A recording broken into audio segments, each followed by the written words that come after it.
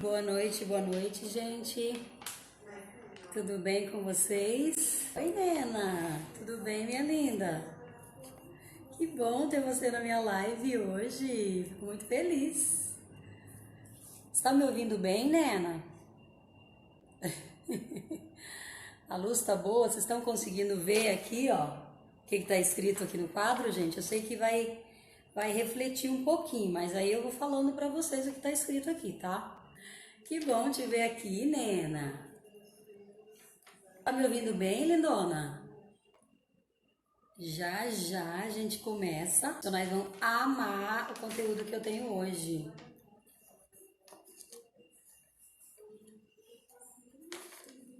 Madalena, que honra. Isso mesmo, gente. Vão entrando todo mundo, que hoje é dia de aprender muito sobre fundamento de corte feminino. Olha que importante o tema da nossa live de hoje. Legal, né? Hoje vocês vão entender um pouquinho como a gente usa as linhas para facilitar, né? Os cabeleireiros usam para facilitar o corte. Bom ter vocês aqui. Saudade de você em São Paulo. Havaianas personalizadas. Pri, gente, é alguém de São Paulo. Olha, saudades. Em breve, se Deus quiser, assim que esse Covid passar, estarei novamente atendendo em São Paulo também. Gente, ó, nós vamos começando a live de hoje. E aí o pessoal pode ir entrando, né? Às vezes, mas eu vou começando aqui, e aí o pessoal que for entrando vai me falando aí se tem alguma pergunta. Normalmente eu deixo para responder as perguntas no final, ou eu deixo as caixinhas de pergunta no Instagram, nos stories, e vocês podem também me chamar no direct, tá? Eu adoro quando vocês me colocam lá as perguntinhas no direct para eu responder sobre cabelo, que é o que eu amo fazer, né, gente? Legal. Ó, vamos começando aqui então. Hoje a gente vai falar sobre fundamento de corte ou linhas de corte, né? Os profissionais vão me entender muito bem. São os tipos de linhas de corte que a gente usa para mapear um corte, né? Para fazer uma leitura do corte. Porque assim, como que a gente faz isso? Como que a gente faz um corte? A gente usa linhas, divisões, na verdade, para facilitar o nosso trabalho. E é sobre isso que eu vou falar hoje, tá? Então, primeiro eu vou falar das regras básicas, né? Eu tô com uma colinha aqui, tá, gente? Para não esquecer de nada, para não passar nada em branco e eu falar tudo para vocês. São regras básicas, né, do cortes, são as mais usadas, na verdade, né, são as que a gente mais usa, quase todos os cortes, né, são essas linhas, que são, ó, aqui tá escrito, gente, não sei se vocês estão conseguindo ver direitinho, eu coloquei aqui boa noite, fundamento de corte ou linhas de cortes, que é o que normalmente a gente usa. A gente usa mais linhas de corte. O termo técnico fala fundamento, tá? Aqui, posterior 1, né? Você está refletindo aqui, ó, não sei se vocês estão conseguindo ver, mas posterior 1, posterior 2 e posterior 3. Desse outro lado, ó, frontal 1, frontal 2 e frontal 3. Diagonal para trás e diagonal para frente. Sueli, mas o que é esse posterior? Posterior, gente, a gente procura falar quando é o comprimento do cabelo, quando aquele comprimento é atrás, né? A cliente chega e fala, olha, Sueli, eu não quero tirar muito comprimento, então eu vou usar uma dessas posteriores aqui, ó. 1, 2 ou 3. O que seria esse 1, 2 ou 3? Na verdade, é o formato, né, do cabelo. O formato que o cabelo vai ficar na parte de trás. ou V, ou U, ou reto, ou côncavo ainda, né? Porque normalmente as pessoas que têm aqueles cabelos mais compridos e gostam de cabelo comprido, a gente usa essas diagonais para executar o corte. Os cortes mais longos, a gente usa esses posteriores aqui, tá? Esses posteriores, eu não sei se vocês estão conseguindo ver direitinho, ó, o desenho aqui que eu fiz, esses Vzinho, tá vendo?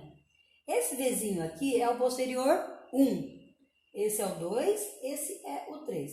Então, quanto mais o Vzinho tiver fechadinho, gente, ó, vou fazer aqui o desenho para vocês, o Vzinho fechadinho, mais V esse cabelo vai ficar na parte de trás. Quando ele for abrindo, ele vai ficar ou em U ou redondo. Então, normalmente, esse é para cabelo V, esse é para cabelo em U. Esse aqui é um Vzinho, vou escrever aqui para vocês, né, ó. Minha caneta falhou agora, gente. Vou pegar outra caneta aqui, ó, colocar aqui a direita, V. Esse aqui, o cabelo na parte de trás vai ficar ele em U.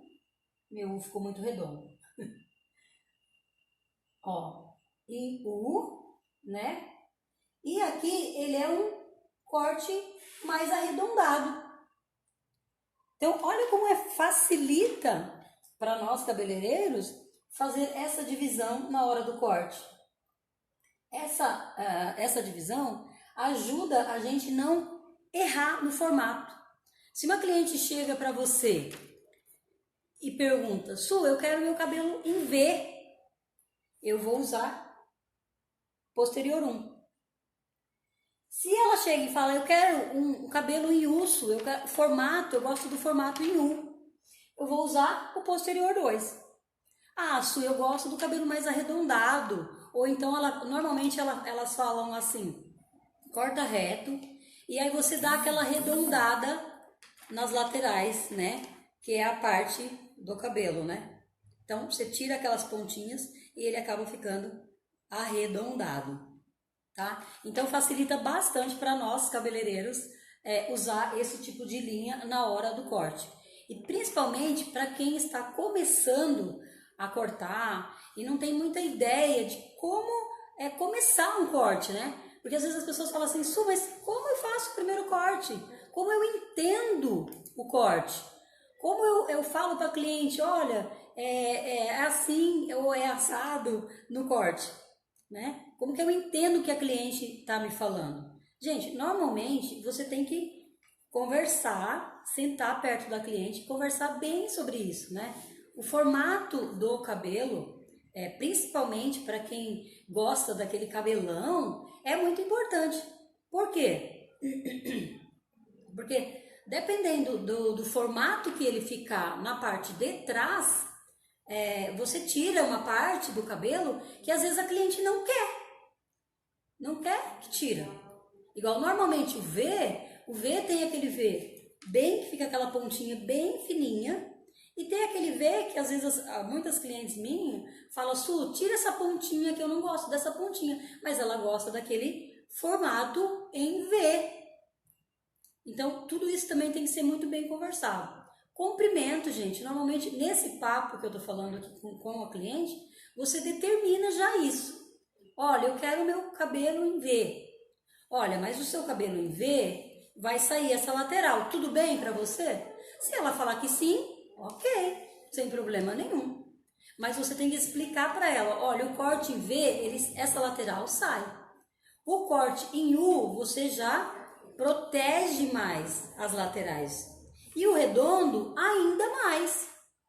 Entendeu? Então, você só vai tirar aqui, ó, uma pontinha bem de leve de um lado e do outro. E aí, sim, você vai usar essa posterior aqui. A posterior 3, que ela fica arredondada. Seguindo aqui do lado, ó, a frontal 1, 2 ou 3, esses frontais normalmente a gente usa para aqueles cabelos mais compridos na frente. Então, como eu falei, posterior é comprimento atrás. As pessoas que gostam daquele cabelo mais longo. Frontal, gente, A frontal é os comprimentos na frente. Ou aquele Chanel retinho, né, que é o Chanel tradicional, ou aquele leve bico, ou aquele bico bem grande, porque é o caso do Chanel de bico, né? O Chanel de bico tem vários jeitos de fazer o Chanel de bico, com pouco bico, com leve bico, com muito bico. Então, tudo isso, ó, que vai ajudar a gente a fazer, a cortar esse cabelo, são essas frontais aqui. Essas linhas aqui, ó, aqui eu chego aqui mais do ladinho para vocês verem melhor, ó. Eu vou virar o flip só um pouquinho mais, ó, tá vendo? Elas são Vzinhos também, só que elas são Vzinhos virados para baixo.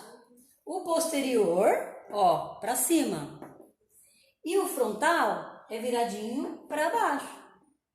Tá vendo? Então, quanto mais esse Vzinho aqui, ó, o primeiro, for mais íngreme, gente, ó, mais íngreme, mais o cabelo vai ficar com bico. Quando eu vou abrindo esse Vzinho, ó, ele vai ficando com menos bico.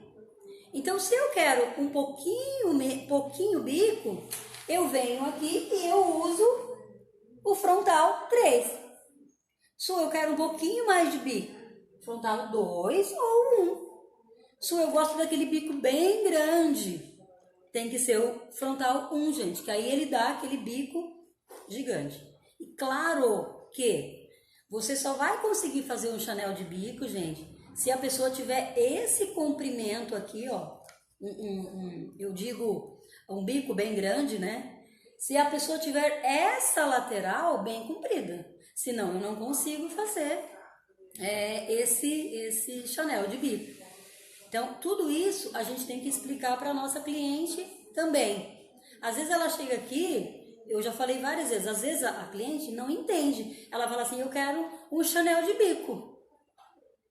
Mas ela não tem muito comprimento na lateral. Se ela não tem comprimento na lateral, eu tenho que me basear pelo comprimento que ela tem.